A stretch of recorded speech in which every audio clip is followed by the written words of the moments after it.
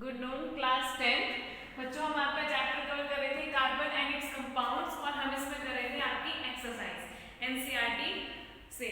सो बच्चों हम आपके क्वेश्चंस हमने बहुत सारे क्वेश्चंस कवर किए थे इसमें एनसीईआरटी से। वो क्वेश्चंस भी जो चैप्टर के बीच में दिए हुए हैं और वो क्वेश्चंस भी जो चैप्टर के लास्ट में दिए हुए हैं, क्योंकि आपको मैंने कहा था कि आप जो है एनसीईआरटी एग्जाम्पलर भी करेंगे और जो आपको सीबीएसई से जो सैंपल पेपर मिले हैं, जो सैंपल पेपर आए हैं सीबीएसई से, आप उनको भी कवर करेंगे, उनकी एक्सरसाइजेस भी करेंगे। जितने ज्यादा आप क्वेश्चंस करेंगे उतनी ही ज्यादा आपकी प्रैक्टिस होगी और उतनी ही ज्यादा आपको क्वेश्चंस समझ में आएंगे।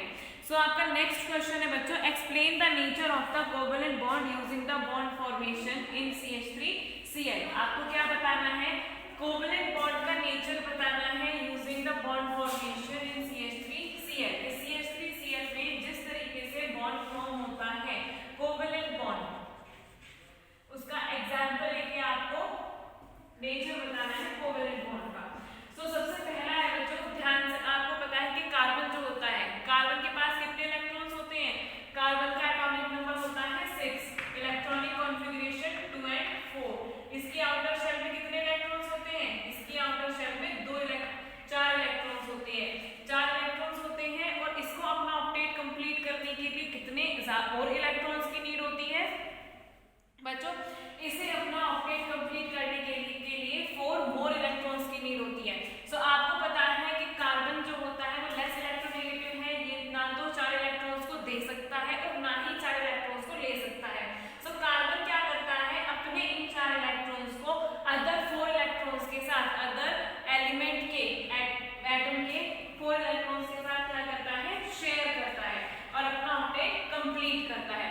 और आपको पता है कि जो इलेक्ट्रॉन की शेयरिंग से जो बॉन्ड बनते हैं उन्हें हम क्या कहते हैं? Covalent bond. ठीक है, इलेक्ट्रॉन की गेनिंग और लूजिंग से जो बॉन्ड बनते हैं वो होते हैं आयनिक बॉन्ड, लेकिन इलेक्ट्रॉन की शेयरिंग से जो बॉन्ड बनते हैं उन्हें हम क्या कहते हैं? उन्हें कहते हैं हम covalent bond.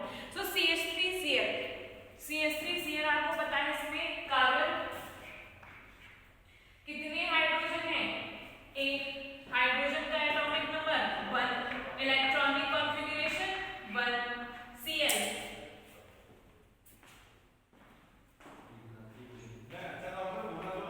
Chlorine atomic number 17, electronic configuration 2, 8 and 7। सो आपको पता है कार्बन को अपना ऑक्टेट कंप्लीट करने के लिए 4 मोर इलेक्ट्रॉन्स की नीड है, हाइड्रोजन को अपना डुप्लेट कंप्लीट करने के लिए 1 मोर इलेक्ट्रॉन की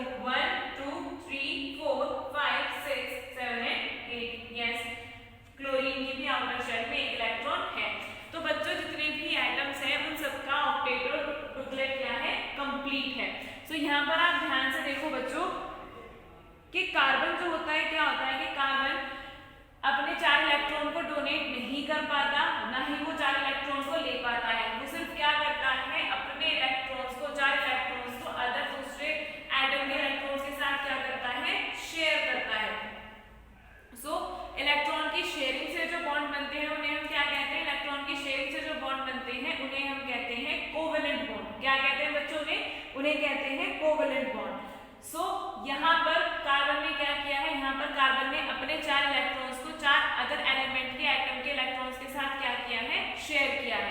सो यहाँ पर देखो बच्चों आंसर क्या लिखा है, in CH3Cl carbon require 4 electron to complete its octet while each hydrogen require 1 more electron to complete its triplet. Also chlorine require an electron to complete its octet. Therefore all of these shares the electron and as a result carbon forms 3 bond with hydrogen and 1 with chlorine.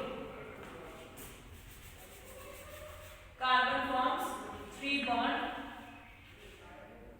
with hydrogen and 1 with chlorine.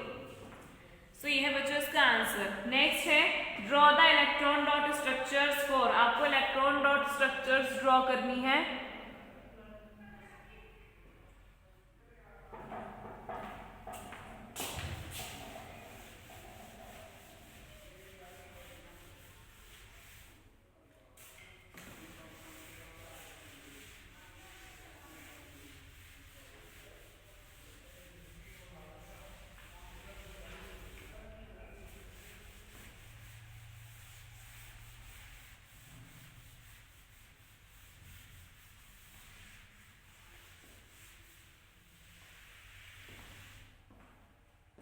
Next question है बच्चों draw the electron dot structures for,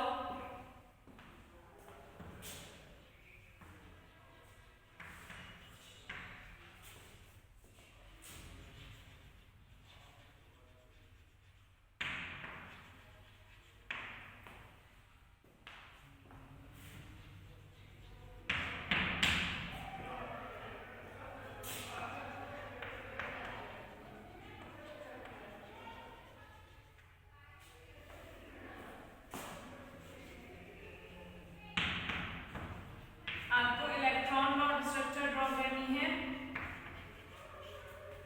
first one is for ethanoic acid H2S, propanone and fluorine.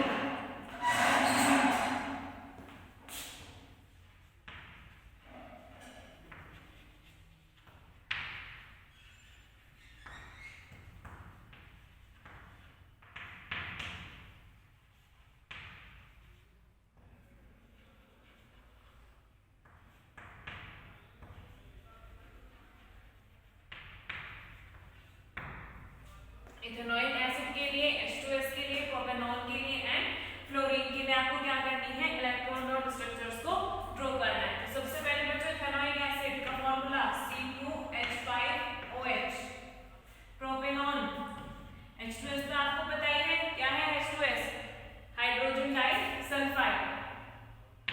Propanol का formula CH3, आपको पता है on लगा है तो ketone group होगा, प्रोप है तो 3 कार्बन एटम्स होंगे। सो ये क्या है बच्चों प्रोपेनॉल का फॉर्मूला। एंड फ्लोरीन F2 के लिए, इन सब के लिए आपको क्या करना है, इलेक्ट्रॉन डॉट स्ट्रक्चर्स को ड्रॉ करना है। तो सबसे पहले हम करेंगे इथेनोइक एसिड के लिए इलेक्ट्रॉन डॉट स्ट्रक्चर को ड्रॉ। सो कितने कार्बन एटम है, 2। आपको पता है एन लगा हुआ है, एन लगने होने का क्या मतलब है, एन लगा होने का मतलब है कि इसमें कार्बन एक दूसरे से सिंगल बॉन्ड के थ्रू अटैच्ड है। या फिर सबसे पहले आप क्या करोगे, कार्बन के आउटर शेल में कितने इलेक्ट्रॉन्स होते हैं, 4। तो आप दोनों कार्बन के आउटर शेल में 4 इलेक्ट्रॉन्स को ड्रॉ करो। और हाइड्रोजन के आउटर शेल में कितने इलेक्ट्रॉन होता है, 1। सबसे पहले आप क्या करेंगे, कार्बन के चारों इलेक्ट्रॉन्स को ड्रॉ करेंगे, क्योंकि अभी भी आपको पता है कि कार्बन के आउटर शेल में कितने इलेक्ट्रॉन्स होते हैं, 4। सो दोनों कार्बन के आउटर शेल में आप एक इलेक्ट्रॉन्स को ड्रॉ करो। नेक्स्ट है हाइड्रोजन, कितने हाइड्रोजन है बच्चों, 5। तो 1 2 3 4 एंड 5।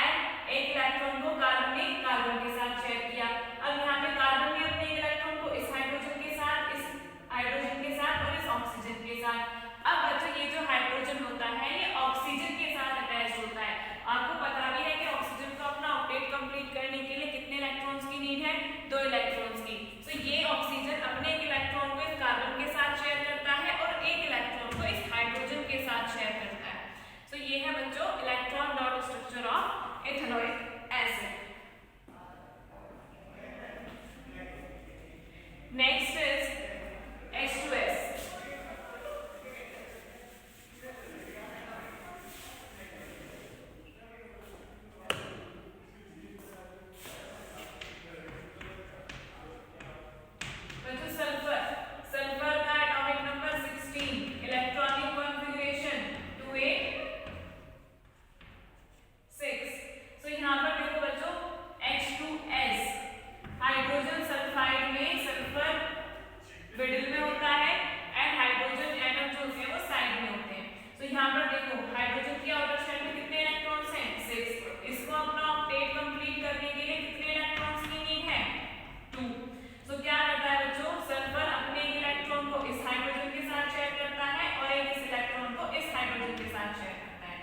यहाँ पर देखो क्या सल्फर का ऑक्टेट कंप्लीट है 1 2 3 4 5 6 7 एंड 8। यस। क्या हाइड्रोजन का डुप्लेट कंप्लीट है 1 2 1 एंड 2। यस। सो ये है बच्चों हाइड्रोजन सल्फाइड की स्ट्रक्चर।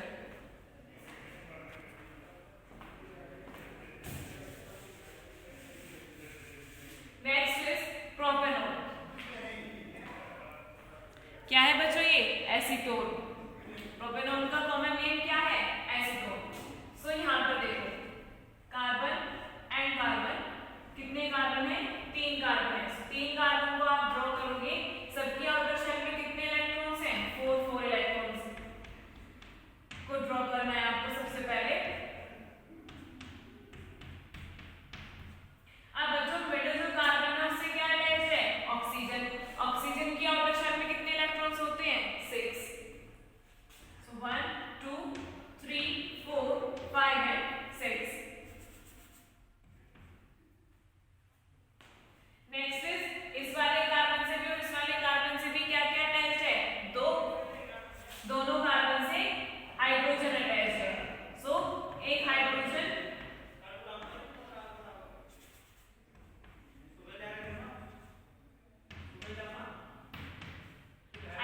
की आउटर शेल में कितने इलेक्ट्रॉन्स होते हैं 1।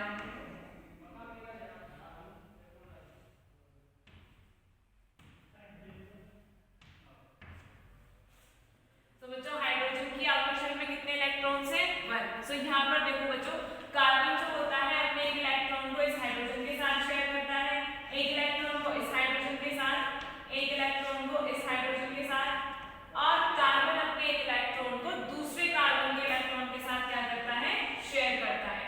यहाँ पर देखो बच्चों ये वाला जो कार्बन होता है अपने एक इलेक्ट्रॉन को इस कार्बन के साथ शेयर करेगा। अब यहाँ पर ध्यान से देखो बच्चों कार्बन की आउटर शेल में कितने इलेक्ट्रॉन्स हैं 4। दो इलेक्ट्रॉन तो इसने अपने शेयर किए हैं, कितने बचे इलेक्ट्रॉन 2। और इसे अपना ऑक्टेट कंप्लीट करने के लिए अभी कितने इलेक्ट्रॉन्स की नीड है 1 2 3 4 5 एंड 6। दैट मींस इसे अपना ऑक्टेट कंप्लीट करने के लिए 2 मोर इलेक्ट्रॉन्स की नीड है। ऑक्सीजन को भी अपना ऑक्टेट कंप्लीट करने के लिए 2 मोर इलेक्ट्रॉन्स की नीड है। सो कार्बन एंड ऑक्सीजन अपने एक इलेक्ट्रॉन को क्या करते हैं एक दूसरे के साथ शेयर करते हैं।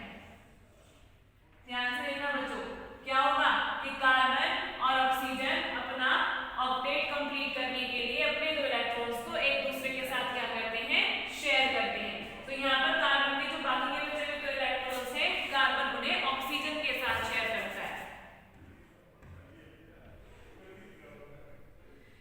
अब यहाँ पर देखो बच्चों जो थर्ड कार्बन है ये अपने इलेक्ट्रॉन को इस हाइड्रोजन के साथ शेयर करेगा, एक इलेक्ट्रॉन को इस हाइड्रोजन के साथ एंड एक इलेक्ट्रॉन को इस हाइड्रोजन के साथ शेयर करेगा। सो यहाँ पर ये है बच्चों प्रोपेनॉल की स्ट्रक्चर। सबसे पहले क्या करोगे 3 कार्बन ड्रॉ करोगे, उसके बाद फर्स्ट कार्बन से 3 हाइड्रोजन अटैच्ड हैं, थर्ड कार्बन से 3 हाइड्रोजन अटैच्ड हैं और जो मिडिल कार्बन है उससे एक ऑक्सीजन अटैच्ड है। Next is fluorine.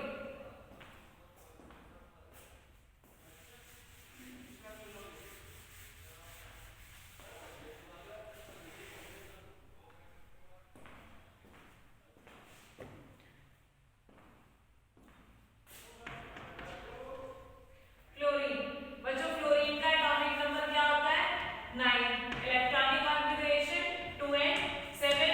ऑब्वियसली बात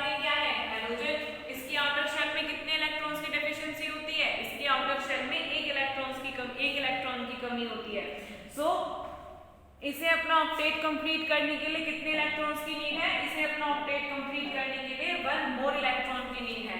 सो क्या करते हैं बच्चों, दोनों फ्लोरीन, अब यहाँ पे आप इसके आउटर शेल के 7 इलेक्ट्रॉन्स को ड्रॉ करो और इसकी आउटर शेल के 7 इलेक्ट्रॉन्स को ड्रॉ करो।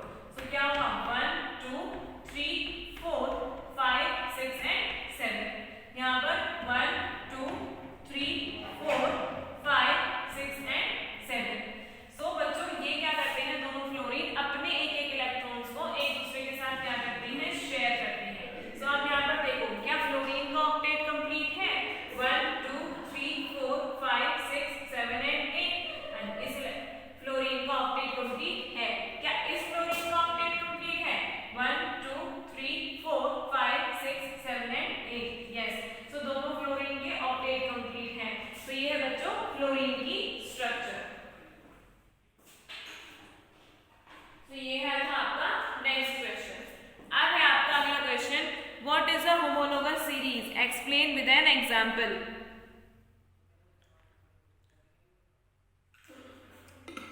आपको होमोलोगस सीरीज बतानी है एग्जांपल के साथ। बच्चों ये हमने क्लास में भी किया था कि क्या होती है homologous series.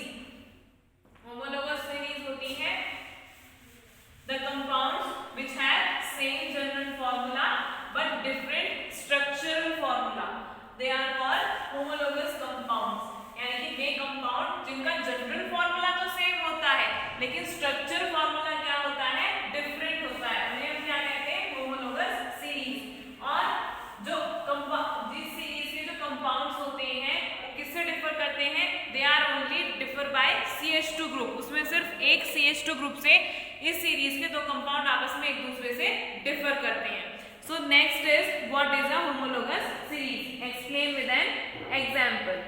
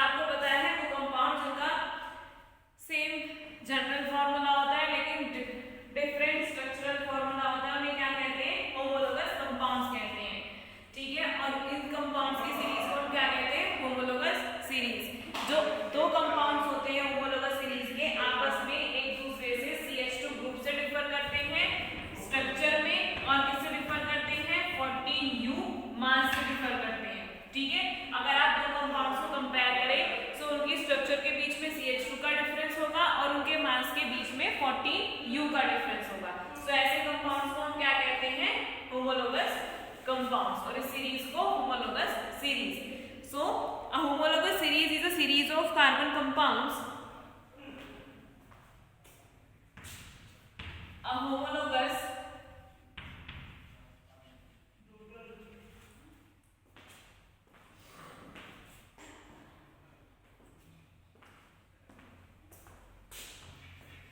series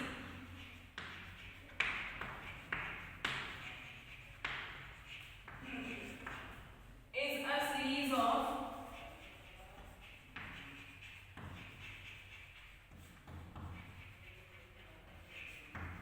carbon compounds.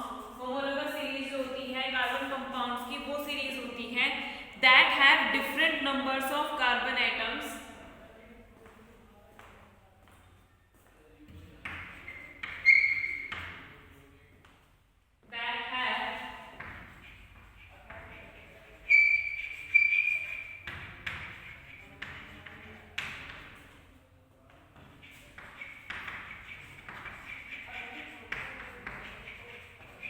different number of carbon atoms but contain the same functional group।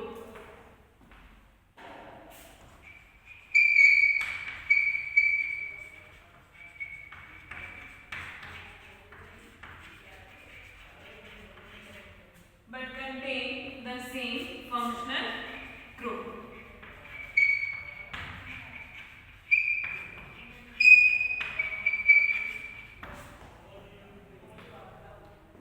For example, methane, ethane, propane, butane, etc.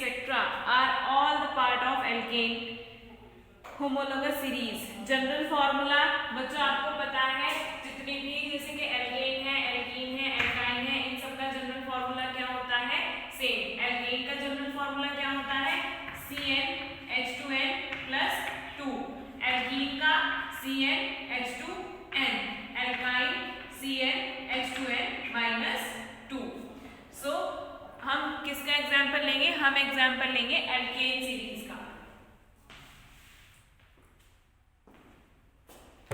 Alkene series का आप एग्जाम्पल करेंगे. और एल्केन में सबसे पहले कौन कौन सी एल्केन आती है? Methane,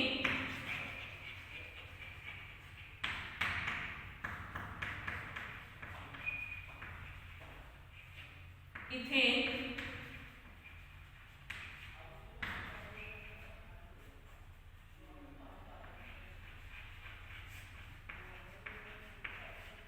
propane. सो बच्चों मीथेन का फॉर्मूला CH4, इथेन C2H6 और प्रोपेन C3H8. सो यहाँ पर देखो बच्चों, मीथेन तो जनरल फॉर्मूला होता है CH4, C2H6, इसे आप कैसे लिख सकते हो?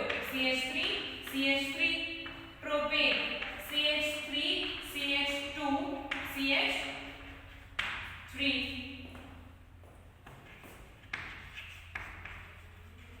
ब्यूटेन, पेंटेन, ब्यूटेन,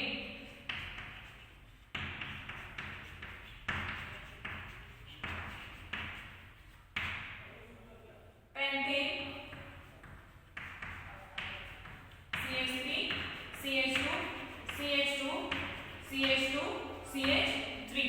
तो यहाँ पर देखो बच्चों, प्रोपेन है, यहाँ पर सबसे पहले आपका कंपाउंड है इथेन. इथेन का फॉर्मूला CH3, CH3. नेक्स्ट आपका प्रोपेन है. प्रोपेन में कौन कौन सा ग्रुप है? CH3, CH2, CH3, CH2 group. Next is butane. Butane में आप यहाँ पे देखो, अगर मैं यहाँ से एक CH2 हटा दूं तो ये किसका फॉर्मूला हो जाएगा? प्रोपेन का.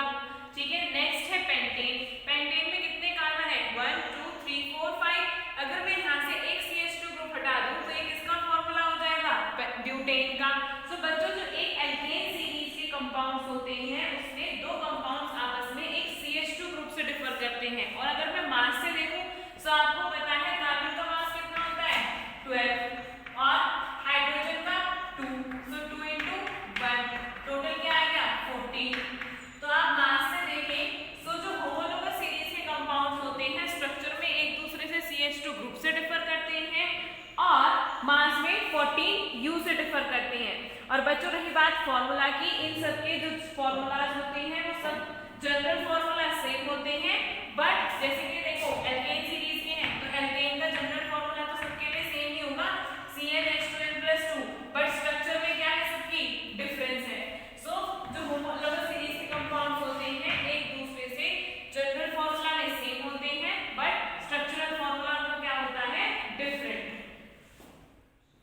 फंक्शनल ग्रुप क्या होता है बच्चों? सेम, क्योंकि जो होमोलोगस सीरीज होती है वो सेम फंक्शनल ग्रुप के कंपाउंड्स में ही आप निकाल सकते हैं.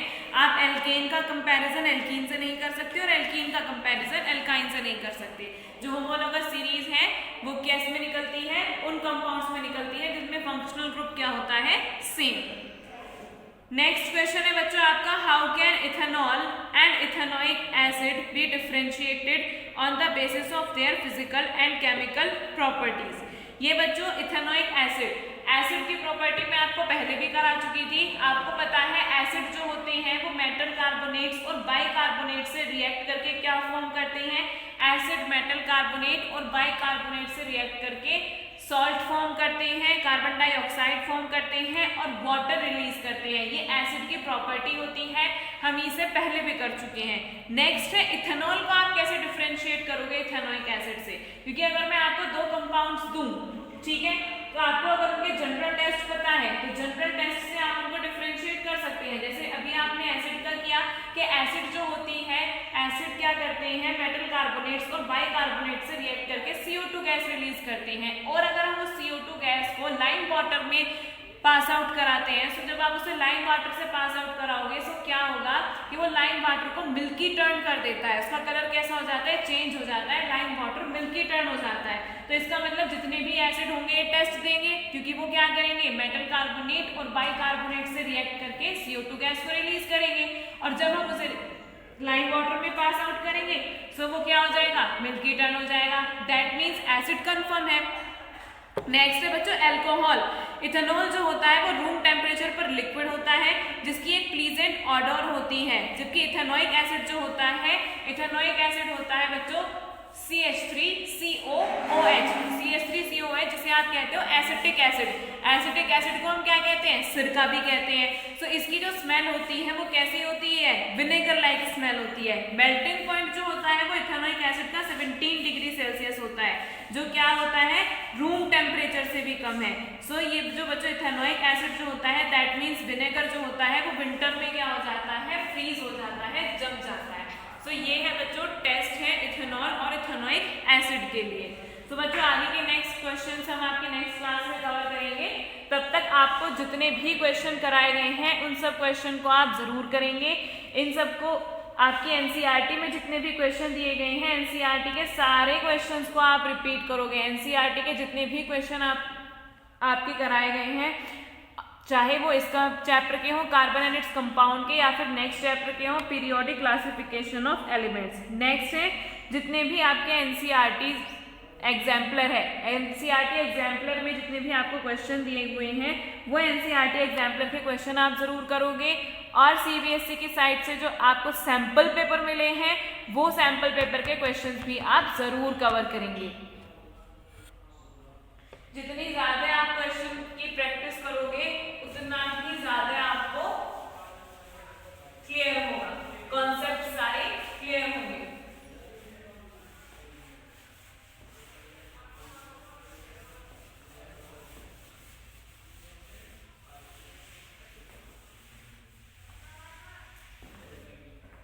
सो नेक्स्ट बच्चों हम आपको आपकी नेक्स्ट क्लास में कवर करेंगे।